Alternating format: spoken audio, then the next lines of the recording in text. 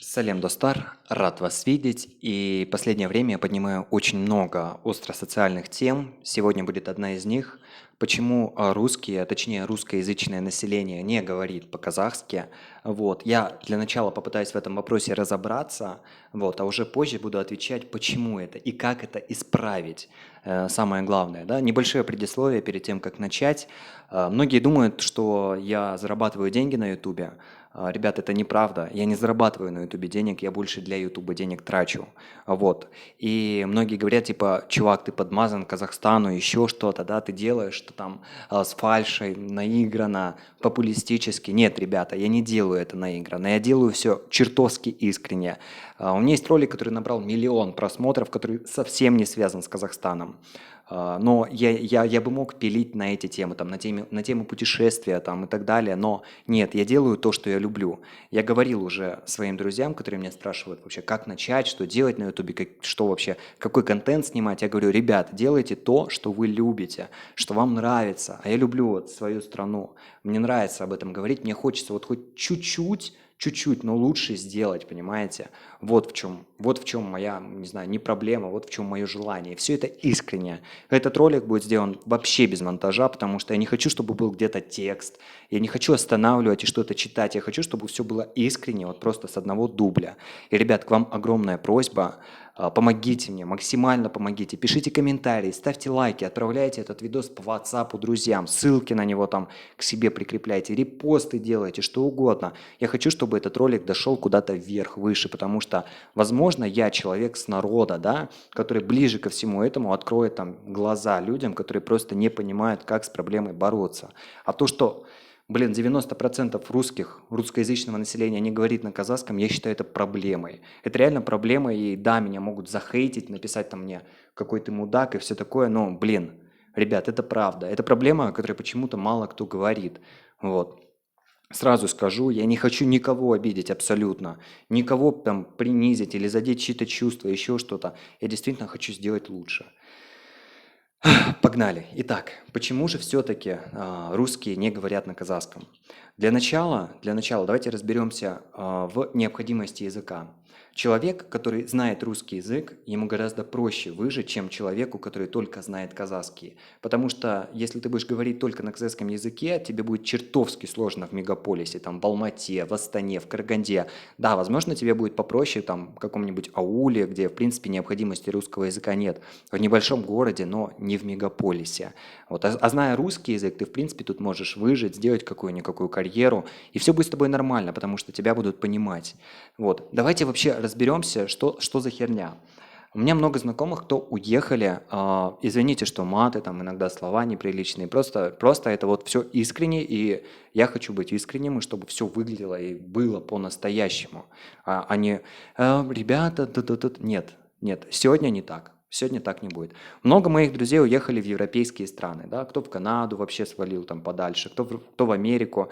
И проходит год-два, они прям огурцом разговаривают на языке той страны. Прям друг вообще один, ну реально, он был глуповатый парень, но вот ему ничего не давалось. Через пару лет он на немецком, как, блин, полиглот разговаривает, как будто он всю жизнь в Германии прожил. Почему у нас не так? Я живу в Казахстане с рождения. Я вот тут родился, я учился в школах, в разных, у меня было много школ, которые я поменял в связи с переездами. Я учил казахский язык в академии. Блин, я учил казахскую литературу, историю Казахстана. Я до сих пор помню, блин, я могу Аббая Кунанбаева биографию на казахском языке рассказать. Там Абай Кунанбаевлы бір мың тоғыз жүз қырық бесінші жылы Семей обласы туған. И почему я не просто не могу нормально разговаривать на казахском языке? В чем проблема? Блин, во мне что ли? Думаю, что нет, потому что то же самое абсолютно, практически с каждым, ну, русскоговорящим человеком. И можно было бы, конечно, подумать, если это было бы только у меня, что я там просто ленился, не хотел учиться, но я думаю, что проблема не во мне. Проблема не в нас, проблема в тех, кто учит нас языку. Почему такие проблемы, почему так плохо обучают? Нет, ребят, правда, я уже сказал, я поменял 10 школ, у меня были разные преподаватели казахского языка, и многих я люблю, и сейчас вспоминаю их фамилии, помню, но они не обучали меня языку. Да, я знаю правила, я знаю, что глагол должен писаться в конце. Я знаю, что если я говорю «мен билемон», я ставлю окончание билемон «мн», а не там белесен, потому что я знаю, что сен белесен. Да, эти вещи я знаю. Я знаю септых, да, как времена и так далее, правила знаю. Но какой от них прок, если я говорить не могу? Зачем нужны правила, не зная языка? Это то же самое, что говорить, ну, самолет ты когда там штурвал на себя тянешь, он вверх взлетает, а самолета у тебя нету. Ну, так же не работает. Почему? Вот вы знаете, на самом деле с языками все очень просто. Вот даже говоря там на русском языке, на казахском языке, мы используем в повседневной жизни не больше 400 слов. 400 слов – это э, 3-4 песни, понимаете, которые вы наизусть знаете. Почему я не могу выучить эти 400 слов и ходить и разговаривать на языке, на казахском? Да потому что в школе этого не давали. Потому что давали это неправильно, преподносили это по-другому. Блин, не было такого, что, блин, учитель пришел и говорит, ребята, вот эти слова вам больше всего будут необходимы. Давайте мы их выучим. Давайте выучим вот эти слова. Знаете, если их соединить и получится много разных комбинаций, вы можете жить и разговаривать на этом языке. Почему этого не было? Почему нас заставляли переписывать чьи-то биографии? Людей, блин, которых мы не знаем. Да, может и должны знать, но я считаю, что нас должны были научить языку, а не научить биографии Абая. Это великий человек, которого я искренне уважаю, блин. Правда, который сделал очень много для Казахстана и для всего мира. Это первое. Да, нужно отсеять, нужно взять этих учителей, решение проблемы, реально проверить на профпригодность. Вы знаете, я сейчас объясню. Взять человека, который там 40 лет ездит дальнобойщиком, блин, он вообще просто он просто космос в мире, блин, вождения. Он молодец, лучше него никого нет. И возьмем другого человека, который ездит пару лет, но умеет обучать. То есть вас лучше научит человек со стажем вождения 2 года, чем человек, который всю жизнь за баранкой, но при этом не умеет обучать. Понимаете, да, он знает, как лихо сделать то, лихо сделать это, и будет на вас орать, когда будет обучать. Но вы ни хера не научитесь, потому что нужен правильный подход, тем более к детям. Это первое. Нужно реально навести порядок. Я бы это сделал. Я думаю, что мне хватило бы небольшой суммы денег и буквально 3-4 месяца, чтобы конкретно отсеять. Да, я бы брал учителей с улицы, проводил бы для учителей необходимые курсы, как правильно обучать людей языку, нанял бы полиглотов, нанял бы там людей из других стран, чтобы они обучили кучу учителей, поднял бы немножко зарплату, но решил бы многомиллиардную проблему для Казахстана. Это огромная проблема, не зная языка. Просто если углубляться в политику, вы понятия не имеете, какие это деньги колоссальные тратятся, что большинство, большая часть населения не знает государственного языка. Это первое. Идем дальше. Второе. Ладно, предположим, вы учились в Советском Союзе или вообще в другой стране и никогда и не знали, что такое казахский язык. Ну все, вы тут, вы гражданин или вы сюда переехали, и вы не знаете языка. Что вам делать? Нужны какие-то курсы. Бесплатные, ребят, потому что многие люди не просто живут, а выживают. Таких достаточно, у которых нет возможности пойти и записаться на обучение языка, у которых нет вот этих вот лишних 10-15 тысяч тенге, чтобы платить за курсы. Нужно сделать реальные, не коррумпированные, не псевдо, а настоящие курсы, где ты придешь, тебе дадут листочек, ты его заполнишь, исходя из этого листочка поймут, какое у тебя знание языка, засунут тебя в необходимую группу и будут обучать. Да, можно сделать лозунги, рекламы, выделить на это бабки. Можно даже сделать призы по окончанию. Как только ты сдашь тест, там, получишь сертификат на какую-то сумму или получишь путевку куда-то отдохнуть, чтобы был стимул, было желание, повышение небольшой зарплаты на работе, плюс с этим сертификатом, да, или необходимость этого сертификата как военный билет. Вот что можно сделать, ребята. Почему этого нету? Почему я, хотя учить казахский язык, вижу, расценки сумасшедшие, где качественно, да, где меня нормально научат. Вот эти вот 2 или 3 тысячи тенге в час. Да вы ебу дали, откуда у меня эти бабки? Откуда у простого народа на это бабки? Нету возможности учить, язык. Нету. Вот эта проблема, которую тоже нужно решать. Третье. Это уже обращение к населению, которое говорит на казахском языке, знает его, для кого этот язык родной, или в принципе язык, на котором он разговаривает совершенно. Больше говорите с нами на казахском языке.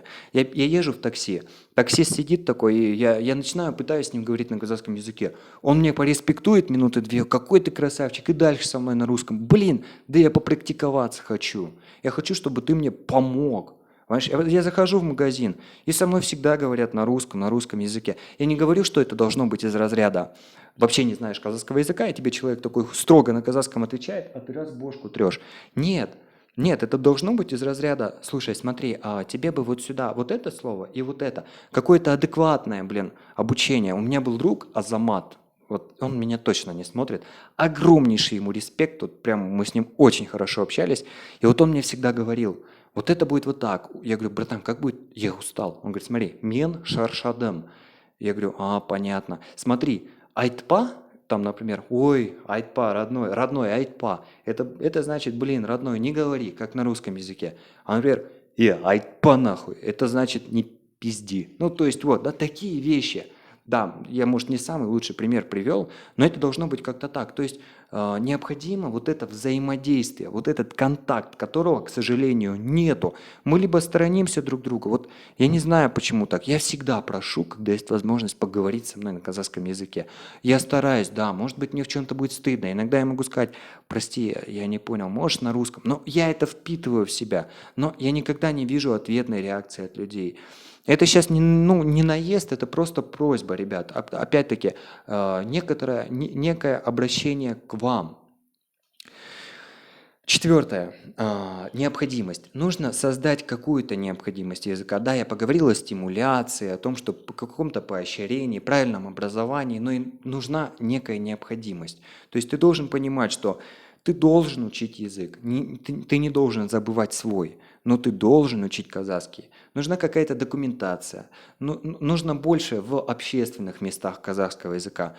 Я понимаю, сейчас очень много хейта ко мне прилетит, прям реально много, потому что столько было в этом плане. Вот, все хотят на казахский язык перевести. Да, в принципе, это правильно, мы живем в Казахстане, блин, вот. Русский язык, да, нельзя забывать. Это также государственный язык, который имеет ту же юридическую силу, да, и так и должно оставаться. По крайней мере, какое-то время очень много постсоветских людей, особенно старых, для которых казахский язык уже, ну, это просто невозможно выучить. Они уже, блин, забывают, где их зубная щетка лежит, а о чем бы, о каком казахском языке. Да, нельзя ущемлять права таких людей, но когда ты молодой, ты должен, тебя должно и стимулировать, блин, и заставлять. Я считаю, это вот так. Но самое главное, ребята, это курсы и учителя казахского языка. С ними самые огромные проблемы. Потому что, ну, пока это не изменится, я считаю, блин, все и останется на том же уровне. С этим надо бороться. И, ребят, я реально, я от этого видео не жду, что на утро проснусь там суперзвездой или еще что-то. Нет, я просто хочу, чтобы кто-то заметил меня и заметил мои слова. Я не жду, что мне там кто-то скажет, о, чувак, все, давай, идем к нам. Нет, мне этого не надо. Окей, просто, ну, захотите проконсультироваться, давайте, я вам что-то расскажу. Просто возьмите мою информацию бесплатно, как угодно, реализуйте, сделайте, разберитесь с учителями, сделайте достойные курсы казахского языка, бесплатные, пожалуйста. Всем спасибо за просмотр. Сал Болдустар.